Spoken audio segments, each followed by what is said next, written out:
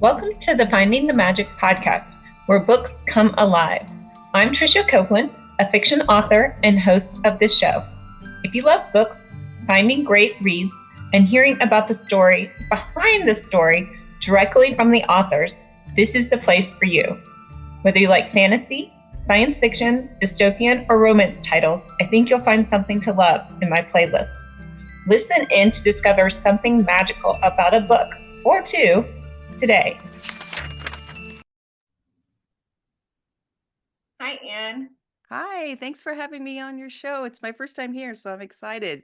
Welcome, and thank you for being here. Today we have Anne Charles. She is a mystery writer, but she has lots of different elements in her different series. So I'm super excited to learn about all of them. I only briefly looked at your website, so I only dipped my toe in a little bit. So I want to know everything. Where do you want to start? With the new stuff or with the Ooh. original stuff?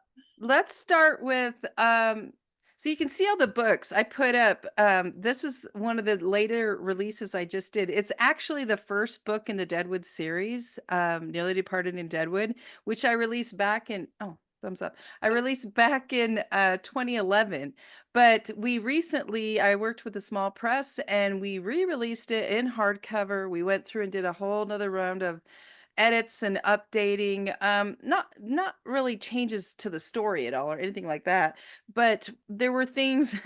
Anyone that's written from back when and then come forward and writes contemporary knows things change, especially technology. So one example, in the original version, she had dropped her cell phone and the battery popped off the back. Remember those days?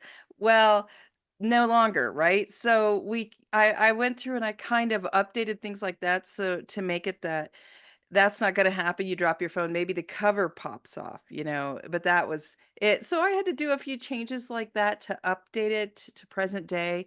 And then we did another run of edits with a new editor, and she was wonderful. And just to, that was one of, geez, I wrote that. It was the seventh book I wrote, but it was clear back in like 2007, 2008. So I've come a long way as a writer since then.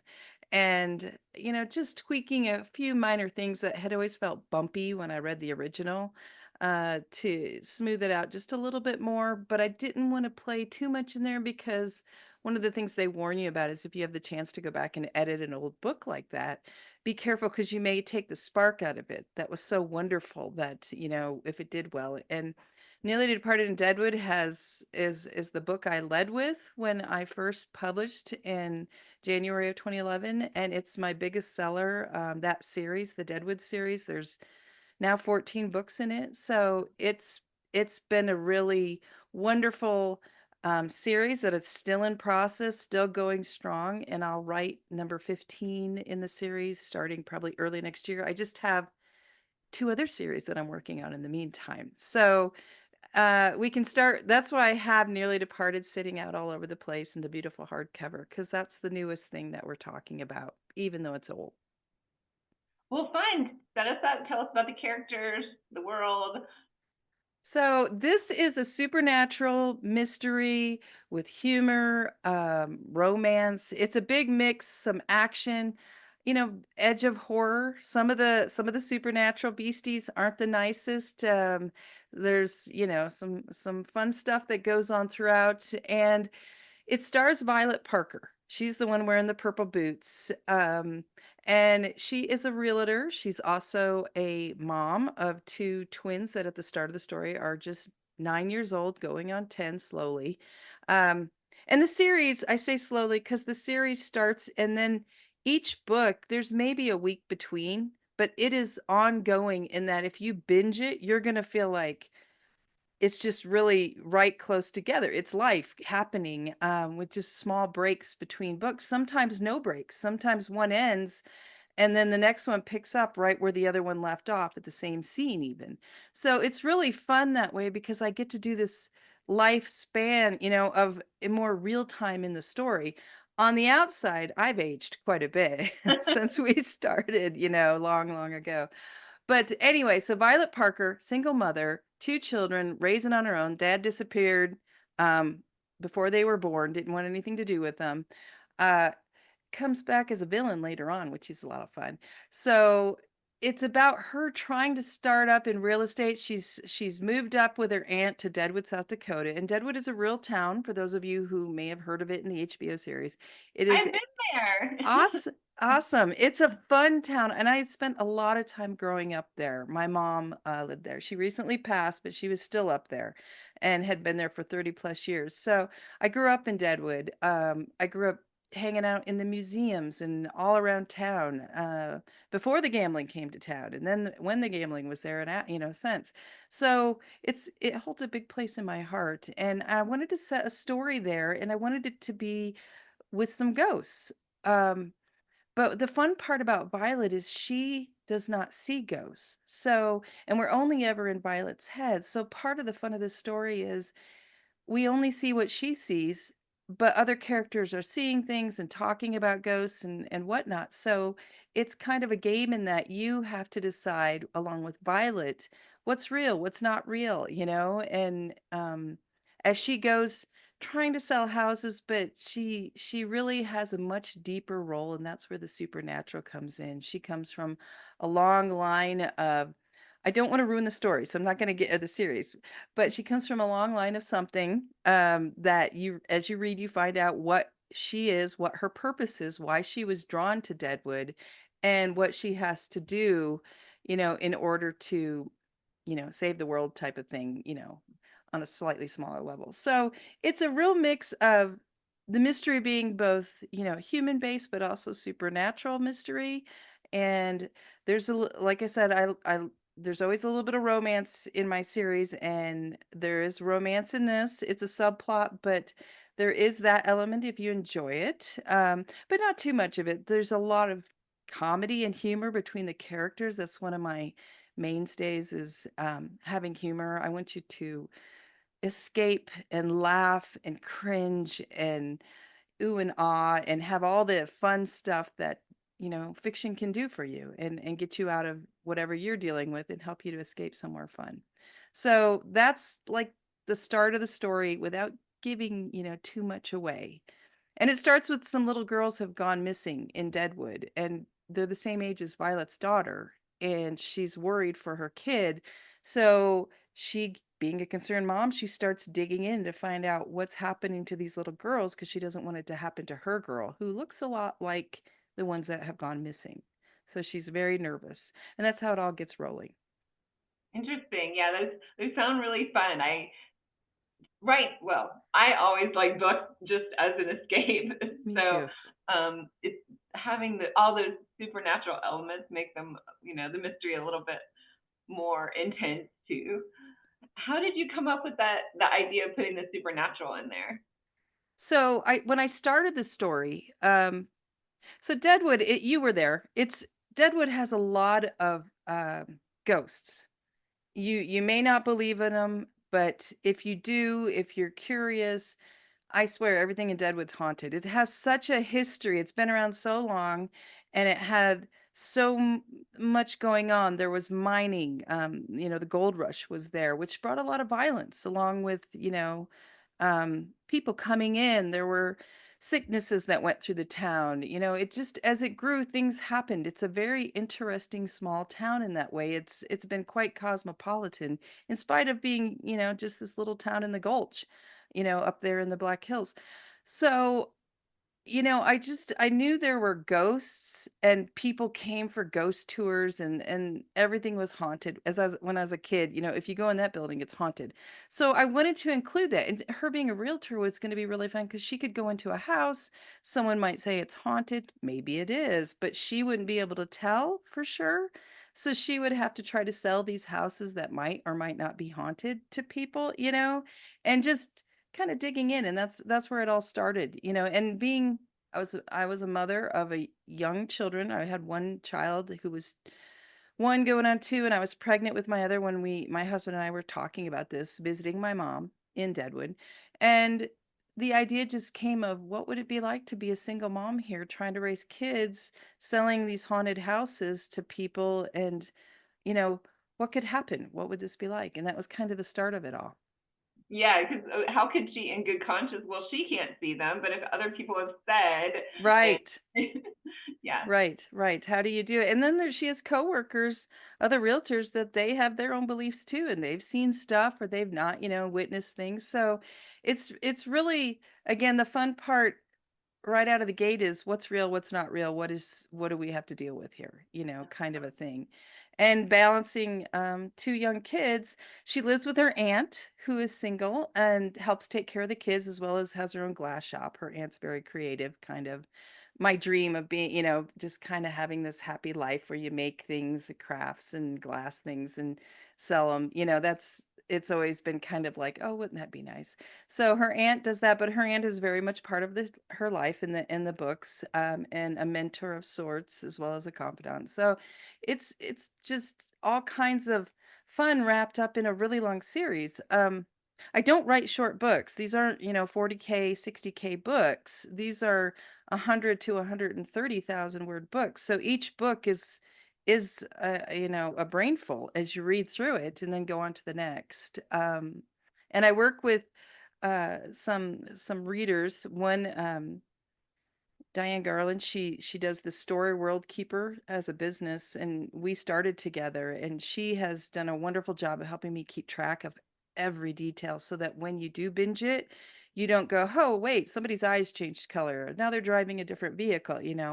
I work to keep it seamless so that you're not pulled out by something like that, from the story. So it just feels real. That's really neat. Yeah, I've talked to several different authors that have different systems of doing that. I talked to one who like writes a novel a month, and she just has like all these Excel files with every different scene from every book that she's ever written, and she has like 8 editors like on the Wow. team. And I was like, okay, my mind is blown now. Like my editor just got me to write a outline of one of my, and I mean, and that's, so we were just keeping everything in our heads. She was like, you have to write an outline because I'm going to go crazy. Yes, yes, yeah, that's what I with my editor, she has her own cheat sheet of this kind of stuff she keeps track of as well. And then, we give her the big story world that's been compiled in a OneNote, Microsoft OneNote, that's so many things. Like one time Diane said, this was years ago. She's like, you realize you've come up with over 500 characters? I was like, no, really? I don't remember them all. It's just different people in different places. And I was just at the Circle K with my daughter today after school, and there was a lady there that she got out of this car that had a snake skin on it, covering the whole car. And it wasn't like a sporty car, it was just like a general car.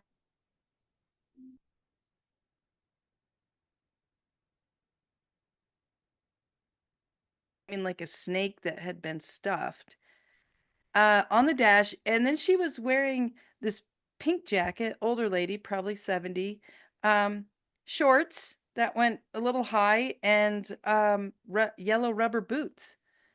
And I Wow. said to my daughter, what's going on there? Yeah, yeah, that's And I definitely going said, in there. She's gonna and have a my story. my daughter's like, you've got to include her in one of your Jackrabbit Junction books. You've got to have her down in Arizona. That she's perfect. And I was like, I think I do. I want to know that woman's story. So anyway, yeah, I love to write series. I love to write these longer series because I like to build a big world and have it feel like when I stop in and I write the next book, it feels like everything's alive. It's a real, place that you sink back into. And I know the characters, they're my friends, and I want that for the readers too, so that you feel like I'm going to go back. I'm going to get out of here. I'm going to go escape, and I'm going to go to Deadwood for a while. That sounds like my series because I will binge all of those. So that's the Dead in Deadwood series, That's right? the Deadwood mystery series. Deadwood Yes. mystery series. Okay. So what are your other two series? So my husband and I was on a book 9 in the Deadwood mystery series, and my husband and I were watching an Old West show and a documentary, and you know, I said, "Have you ever seen a female undertaker in any of these documentaries?" And he said, "No, I really haven't." And I said, "Seems like that would be a prequel series, And he was like, "Yes." And so we brainstormed it, and he's like, "I would like to be part of that." He'd been, around this business for a long time, helping in the background. He said, I'd like to research and help write that series because I love the idea of this prequel supernatural Western, set in the 1870s Deadwood with the gold rush and, the supernatural creatures and ghosts and whatnot there too. And so that series we write together, and we're on book 6. We brainstorm together. He writes first draft, then I go through and do my parts. It's kind of like building a house together. We each have our place parts that we do. So I'm part of the Deadwood Undertaker series, which is a lot of fun. And it's great for the readers because they can, it's the same world. It's just set in the past. So they can kind of, try to guess who's there. And there's, supernatural characters that are in both series because they're supernatural. They don't age like humans, right? So I have that series. I also have the Jackrabbit Junction mystery series, which is set in southeastern Arizona, down in the desert in Jackrabbit Junction, little tiny town. And that's the next one on my plate that I'll be working on this fall, book 7 of that series. And that stars the 3 Morgan sisters. Mostly Claire is the first one in the first book.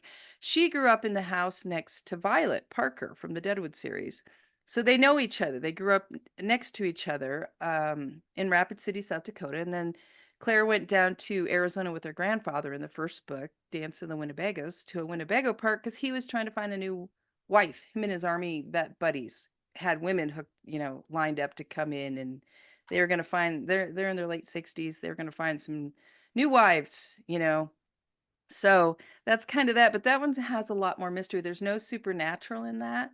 It's just mystery, adventure. It's kind of like Treasure Island because there's treasures hidden all over the desert by one of the characters from old that was there that keeps causing problems because they were stolen treasures. So it's Claire and then her 2 sisters. Book 2 has Kate come down, the youngest, who, it's the youngest kid. Everybody, she's the prettiest one. She's the smartest. She's the most annoying, for the sisters, but they love her. They all get along. And then the oldest, the bossy one, comes in book 3, Veronica. And she's coming down for her own problems, full that she's going to lay on everybody too. And so it's a lot of fun because they're 3 sisters and they get along, but it's not like smarmy at all. And it's set down in, RV park area, the bars, the whole kind of rough and tumble New West down there in Arizona, if you will. So if you like to RV, this is kind of fun because there's the RV park where a lot of it is set, and things go on. And you'll see characters like Violet's best friend in the Deadwood series is Claire's cousin. And so Natalie comes down and is in the Jackrabbit series, or then she goes back up and she's back with Violet in the Deadwood series. So she goes back and forth. And some of the other characters do too, which is a lot of fun to mix the worlds, and cross everybody back and forth. So that's the 3rd series I have. And then I have the Dig Site series, which I'm working on book 3 of right now. And that is Violet's brother, Quint Parker. So they're supernatural in this.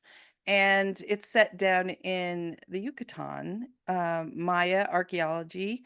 The heroine is an archaeologist. So it's really fun for me because I make up dig sites. I study so much of it and I draw out my own dig sites and I give them a history and I build what supernatural thing is going to be around, have to do. And it has to do with the Maya religion, what their beliefs were, and the Maya gods and the underworld there, and how it meshes, though. I mean, it's the same world as Violet. So the supernatural world is the same. It's just a different location with different things going on that her brother has to deal with. And it's just, I always wanted to be an archaeologist, but ironically, I thought it would take too much writing. So instead, I'm a writer that writes about archaeology, I don't know. So I'm working on book 3 of that series because I need to get it caught up to the others. It's been a little bit slower because it takes a lot longer. There's so much research I have to do. And then I have a 5th series. It's really small. It's just 2 novellas. It's the Ann Charles Silly Circus series. And it's kind of, they're shapeshifters. It was written for another market that I was working with a friend that is an author, and I was trying to fit it into more that kind of, world. So it's more paranormal romance than the others. It has a little bit heavier, more equal romance with mystery in that short series. And I'd like to keep writing it because it's a lot of fun. It's crazy shifters in a circus. So it's kind of the circus, the not normal people of a circus. So it's the not normal shifters in the shifter world at a circus, with mystery thrown in and some romance. But that one it's just not, I sell far more in the other series, so I have to kind of keep feeding the ones that do the best. Right. Wow. So you thought archaeology was going to be too much writing. Did you always love writing then, or not so much? No, I didn't want to do this. It wasn't in my I love to read, like so many authors. I love to read growing up. And as I, got into my late teens, early 20s, I started, oh, I didn't like the way this book ended. I didn't like the way this romance ended. Not that it didn't end well, it's just I always wanted more of something, or I wanted this plot line answer, more on this plot line. And so I kind of, I didn't like the way this one ended. And then I thought, just write your own book. If you want it the way you want it, write your own. And so I did. I had never thought of that before. And that was in my mid 20s. I wrote my own, and it's atrocious, but I wrote it and I finished it. It was pretty much just romance. And that's when it all started. And then I thought, well, I didn't quite do very well at that. It's pretty bad. uh let's try again, and let's add this in, and let's change this and see if we can do it this way. So I just kept trying to get what I wanted right on the page so that I could, make myself happy. And that's kind of how it started. And still, when I write, if I'm writing a scene and I'm not feeling that, if it's not funny for me, if it doesn't touch my heart in some way, then I know it's not quite right and I have to keep working on it. That's really interesting. I don't think I've ever talked to another author that's like that, because I'm like that. Like, I loved reading but never loved writing. I think Yeah. my one of my first grades in creative literature, I got like a negative 120 because I had so many like run-on sentences or not real sentences. I hated grammar, hated all of that, and I didn't really like writing until graduate school. And my professor taught me how to write, Oh, but it was technical writing, right? It wasn't right, like creative writing, and that was easy. I loved that part, right? And then I right. started doing more and more of that. And then when I got bored after my kids were born, I was like, oh, I don't want to just watch Netflix. Like, Right, right. so I started writing for myself because I made it fun. And I had to learn some things after that. But It's so like, different. I was a tech writer for 13 years. okay, yeah. So I mean, I was trying to still be a writer during that time, but I learned, I went to a job interview just to be a secretary because I was taking English, getting in my last year of college, my 4 year, getting a creative writing thing. It just was the way it worked out. It wasn't like I'm going to be this big writer. It was just, well, let's make it creative writing because when I take these literature classes and they want me to write stories, I keep writing genre fiction and making the professor mad. So I might as well just, get a creative writing degree since I'm getting English anyway and throw in a couple extra and just do that. Well, then I went for a job interview and it was just supposed to be a secretary because I thought this will be good while I finish college. So I won't have to put a lot of thought into this, and I can focus on school. Well, they said, hey, we see you have English on is what you're going to college for. And I said, yeah. And the boss was really wonderful. She's like, well, we have a tech writer position open. Do you want to do that? And I said, what's tech writing? And so they taught me. And I had a really wonderful coworker, tech writer. She taught me so much. That I hadn't learned with English. As you know, if you write technical, right, it's a little different. It's, you have certain ways you have to do it, but you have to be very grammatically correct too. And so it really taught me a lot that I could roll over into fiction writing, and apply there while learning the tools of fiction writing and, too. That's really neat. Yeah. Yeah. Because I had to go back and say, oh, what is plot? How should you structure a story? I know. Like, how is this really supposed to be done so that people like to read it? Right, right. There's so many mechanics of storytelling. the backbone of it all, the theme, the outline, and whether you do a lot of outlining or just a little or even none, you just know in your head how to outline, and how you want the story to go. But I love to think of it as you look behind that curtain and you see the structure behind the story, and that's what's really fun is how it was built and what's going on back there. But then you put the curtain back, it's just a great story and fun to sink into. That's really cool. Yeah. So you said you're on book 15 of the Deadwood series, right? Right. That's coming up next. And I think you said there was another book, the third book in a series. There's a lot of them. There what's is. what's the best place to find like all your books and you, and how do we find you? AnnCharles.com. AnnCharles.com. That's the best. You go to the books tab and you read under that. There's the different series, and then you can see each book with like a back cover copy. And if you want to know more, go to the first in each series, and then go to Amazon or wherever you like to buy books, Barnes and Noble, wherever, and read some of the reviews. I always tell people read the reviews because reviewers are going to tell you what they loved and what they didn't. And maybe if you don't like spoilers, be careful because they will a lot of times give stuff away. But you can see if it's for you, if this is your kind of book. So that's always the best place to start because I'm out there all over the place, and you can find the links in all the books there. There's also, I know if you type in Anne Charles's books in order or something like that, there's compilations of that kind of stuff on different websites too. It always surprises me. I'm like, what is this?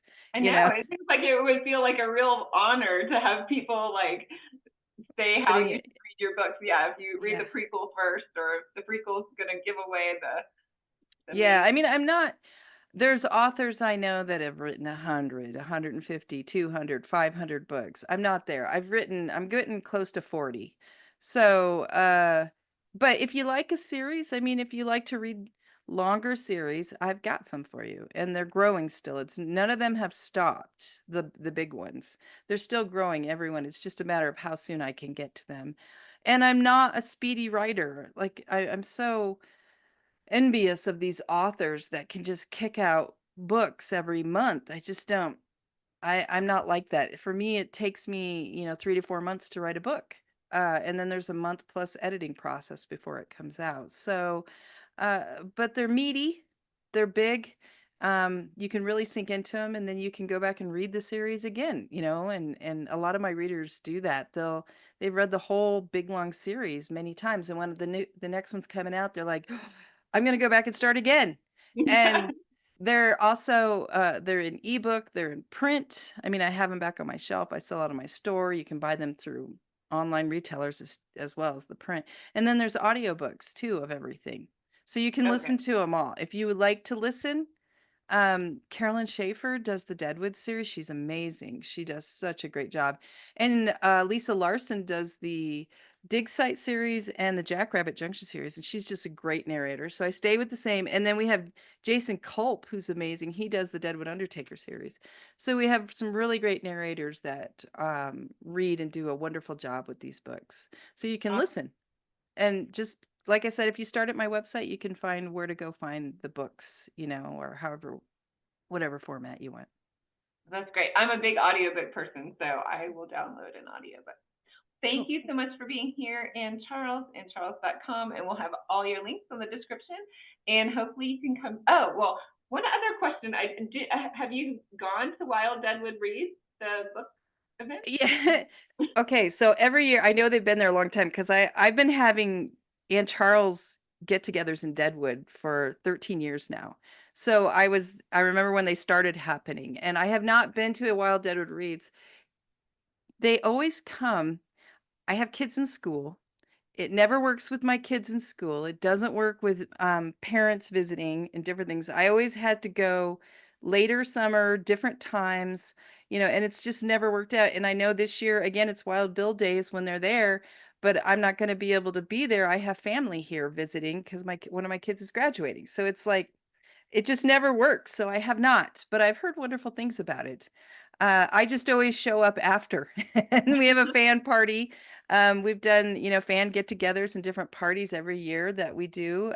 Those are a lot of fun. We go to haunted houses and tour them together, do all kinds of stuff together, just hanging out. So it just doesn't work out with Wild Deadwood Reads. But I do the South Dakota Festival of Books every other year when it's on that side of the state, and I'll be there again in September for this year's Festival of Books. Oh, fun. Yeah. The only reason I've been to Deadwood is because I went to Wild Deadwood Read once, and I didn't do anything else. Like, I could drive there, so it was a good event for me to go to. And I drove up there by myself. I think I got there on Friday night. The thing was on Saturday, and I drove back Sunday all by myself. So I didn't even get to tour the town or anything. So I need to go back. But you need to come back. I'm going to be there during Cool Deadwood Nights at the end of August. We're going to have a few events, History on the Lawn, do some book signings, do a few things. And then, like I said, South Dakota Festival of Books is at the end of September. If you come up there, let me know so I can visit with you and see you. Okay, I will. Yes, I will mark my calendar and see what I can do. Well, thank you again for being here, and Charles, we will look you up. All right. Thanks for having me. It was great talking to you. You too. Bye. I hope you enjoyed this episode of the Finding the Magic podcast. I'm your host, author and podcaster Tricia Copeland, and I love getting behind the scenes. If you like the podcast, make sure to subscribe and stop in each week to discover new authors and books. Thanks for listening, and until next time, keep finding the magic.